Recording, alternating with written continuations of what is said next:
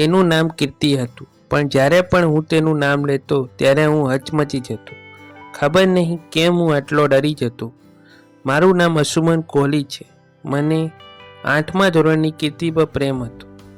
આગળ વધતા પહેલાં આ વિડીયોને લાઈક અને ચેનલને સબસ્ક્રાઈબ કરવાનું ના ભૂલતા. એકવાર અમારા અંગ્રેજી શિક્ષક કીર્તિને પાઠ વાંચવા ઊભી કરી. તેને તેના સુંદર અવાજમાં પાઠ વાંચ્યો અને તે પ્રથમ દિવસ હતો.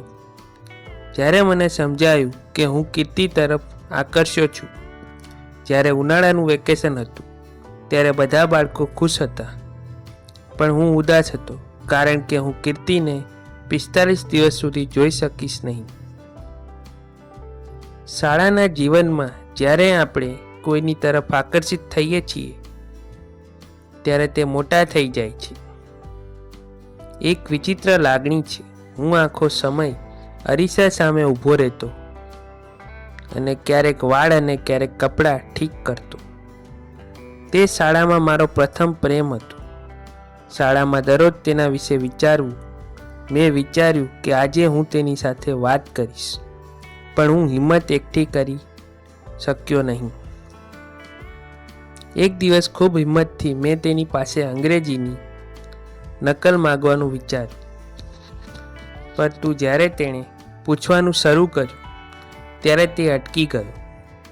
મારા મોંમાંથી બહાર આવ્યું કે કીર્તિ, અંગ્રેજીની નકલ આપો. આ સાંભળીને કીર્તિ પણ હસી પડી.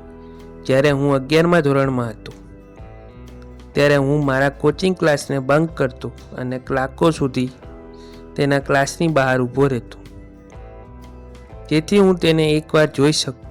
આજ સુધી મેં ક્યારેય કીર્તિ તરફ મારી ગરદન નીચેથી જોયું નથી, કારણ કે જ્યારે પણ મને તક મળી ત્યારે હું તેના ચહેરા પરથી મારી નજર હટાવી શકતો નથી. આજે હું આઈટી એન્જિનિયરિંગમાં અંતિમ વર્ષમાં છું અને કીર્તિ મારી કોલેજમાં અભ્યાસ કરે છે. મેં હજી સુધી તેને પ્રપોઝ કર્યું નથી, પરંતુ અમે વાત કરીએ છીએ કારણ કે અમે સ્કૂલમાં સાથે હતા. કદાચ કીર્તિ પણ જાણે છે કે હું તેને પસંદ કરું છું, પરંતુ હું મારા પ્લેસમેન્ટ્સની રાહ જોઈ રહ્યો છું. હું એક વ્યવહાર વ્યક્તિ છું અને ઈચ્છું છું સારી નોકરી મળ્યા પછી મારે કીર્તિને પ્રપોઝ કરવું જોઈએ.